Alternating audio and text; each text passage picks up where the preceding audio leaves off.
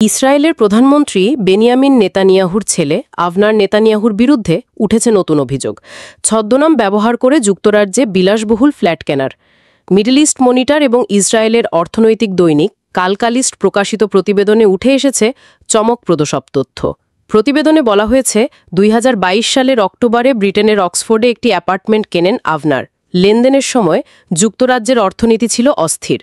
তৎকালীন প্রধানমন্ত্রী লিজ ট্রাসের বিতর্কিত মিনি বাজেটের কারণে ব্রিটিশ পাউন্ডের মান পড়ে যায় রেকর্ড হারে।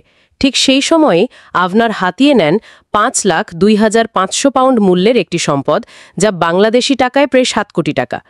ইসরায়েলি আইন অনুযায়ী ২০ লাখ শেকেলের বেশি বিদেশি সম্পদ কিনলে তা রিপোর্ট করতে হয়। আভনারের লেনদেনের পরিমাণ ছিল ১৯,৮০,০০০ শেকেল, যা সন্দেহজনকভাবে সেই সীমার ঠিক নিচে।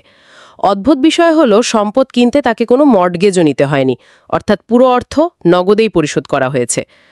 আভনার নেতানিয়াহু দাবি করেছেন, নাম পরিবর্তনটি সম্পূর্ণ আইনসম্মতভাবে করা হয়েছে।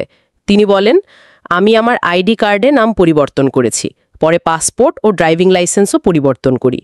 নিরাপত্তার ঘাটতির কথাও উল্লেখ করেছেন তিনি।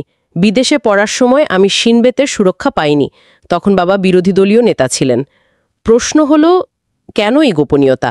বিশেষজ্ঞরা বলছেন শুধু নিরাপত্তার দোহাই যথেষ্ট নয়, কারণ নেতানিয়াহু পরিবারের বিরুদ্ধে ইতোমধ্যে একাধিক বিতর্কিত লেনদেন ও বিদেশি সম্পদের অভিযোগ রয়েছে। এই নতুন ঘটনায় সেই বিতর্ক আরও ঘনীভূত হতে পারে। বেনিয়ামিন নেতানিয়াহু ইতোমধ্যেই দুর্নীতি মামলায় অভিযুক্ত। তার ছেলে আভনারের এই গোপন লেনদেন ইসরায়েলের রাজনৈতিক অঙ্গনে নতুন করে সমালোচনার ঢেউ তুলেছে।